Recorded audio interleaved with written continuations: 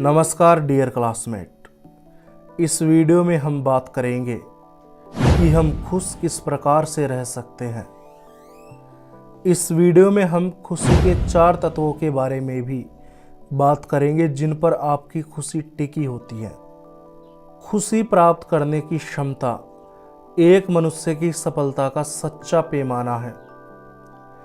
एक मनुष्य जितना ज़्यादा खुश है वह उतना ही ज़्यादा सफल है, और एक व्यक्ति जिसके पास में सब कुछ है लेकिन वह खुश नहीं है तो उसे हम एक सफल व्यक्ति नहीं मान सकते। किसी व्यक्ति के पास सब कुछ होने पर भी यदि वह खुश नहीं है तो वह एक असफल व्यक्ति है। खुश कैसे रहे, इस बात को अच्छी तरह से समझने के लिए हम यहाँ कुछ बिंदुओं पे चर्चा करेंगे। बिंदु नंबर 1, नियंत्रण का नियम। नियंत्रण का नियम कहता है कि जब आप यह महसूस करते हैं कि आपके जीवन पर आपका नियंत्रण है तो आप खुश रहते हैं, और जब आप यह महसूस करते हैं कि आपके जीवन पर नियंत्रण नहीं है, आपका जीवन दूसरों के द्वारा या परिस्थितियों के द्वारा नियंत्रित है, तो आप दुखी महसूस करते हैं। जब आपको इस बात का एहसास होता है कि आप अपने जीवन के निर्णय खुद ले रहे हैं, अपने जीवन की गाड़ी को आप स्वयं चला रहे हैं, तो आप खुद को शक्तिशाली महसूस करते हैं, खुद को उद्देश्य से पूर्ण एवं खुश महसूस करते हैं। लेकिन जब आपको इस बात का एहसास होता है कि जीवन में चीज़ें आपके कंट्रोल से बाहर हो रही है और आपके जीवन की गाड़ी आपके अलावा कोई और चला रहा है, तो आप खुद को कमज़ोर व लाचार महसूस करते हैं, आप दुखी महसूस करते हैं।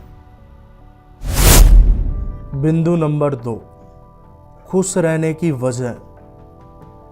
आप क्या चाहते हैं और आपके पास में क्या है, इस बात के अंतर से ही आपकी खुशी तय होती है। यह बहुत हद तक आपके मूल्यांकन तथा आपके निर्णय पर निर्भर करता है।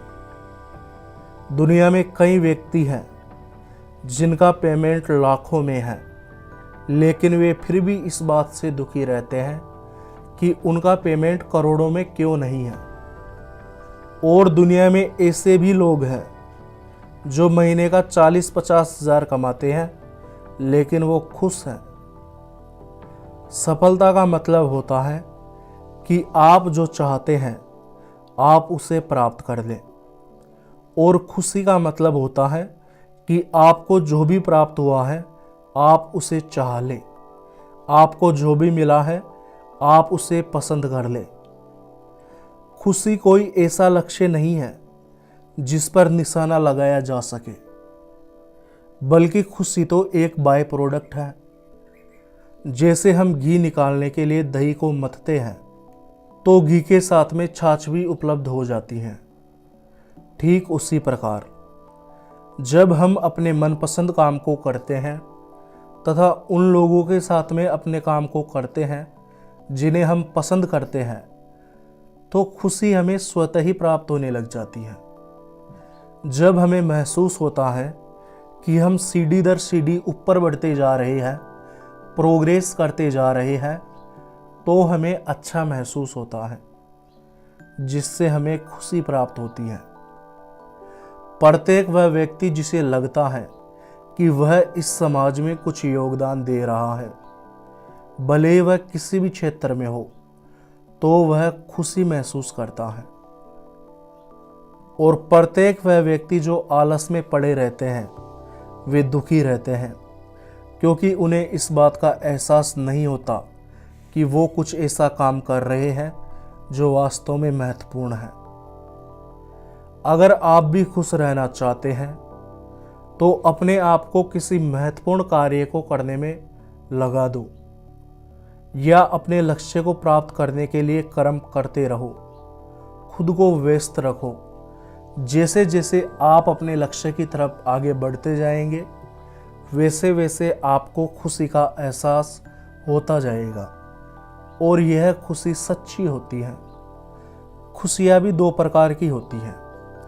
पहली होती है वास्तविक खुशी और दूसरी होती है झूठी खुशी। जो व्यक्ति अपने लक्ष्य की दिशा में कर्म करते रहते हैं, प्रोग्रेस करते रहते हैं, उन्हें वास्तविक खुशी महसूस होती है। जबकि जो व्यक्ति कोई महत्वपूर्ण कार्य करने के बजाय नशे में व्यस्त रहते हैं, आलस में पड़े रहते हैं, तो उन्हें एक झूठी खुशी का एहसास होता है, जो कि कुछ समय बाद में खत्म हो जाता है। बिंदु नंबर 3, खुशी के 4 तत्व। हमारी खुशी इन 4 तत्वों पर टिकी होती है। पहला, स्वास्थ्य। एक व्यक्ति चाहे सब कुछ प्राप्त कर ले, लेकिन अगर उसका स्वास्थ्य ठीक नहीं है तो वह कभी भी खुश नहीं रह सकता। खुश रहने के लिए आपका शारीरिक तथा मानसिक रूप से स्वस्थ होना बहुत आवश्यक है। हम में से अधिकांश लोग हमारे स्वास्थ्य पे तब तक ध्यान नहीं देते हैं जब तक कि हमें कोई दर्द या तकलीफ नहीं होती है। जैसे कि हम अपने दांतों का ख्याल तब तक नहीं रखते हैं जब तक कि उनमें दर्द होना शुरू न हो जाए। ठीक उसी प्रकार हम अपने स्वास्थ्य पे तब तक ध्यान नहीं देते हैं जब तक कि यह बिगड़ नहीं जाता है। लेकिन यदि आप खुश रहना चाहते हैं तो आपको हर रोज अपने स्वास्थ्य का ध्यान रखना होगा, रोजाना व्यायाम करना होगा, पौष्टिक खाना खाना होगा। दूसरा तत्व, सुखद संबंध। हमारी 85% खुशी हमारे दूसरों के साथ में कैसे संबंध है, इस बात पे निर्भर करती है। अरस्तु ने कहा था कि मनुष्य एक सामाजिक पशु है। एक मनुष्य दूसरों के साथ प्रेमपूर्ण संबंध बनाने के बिना खुश नहीं रह सकता। कई लोग अपने संबंधों की गुणवत्ता को बरकरार रखने में लापरवाही करते हैं, लेकिन हमें हमारे माता पिता, भाई बहन, नाना नानी, रिश्तेदार इत्यादि सभी का ध्यान रखना चाहिए तथा प्रेम पूर्वक रहने का प्रयास करना चाहिए, क्योंकि पैसा चला जाए तो वापस कमाया जा सकता है, लेकिन अगर एक बार ये रिश्ते चले गए तो इन्हें दोबारा नहीं पाया जा सकता।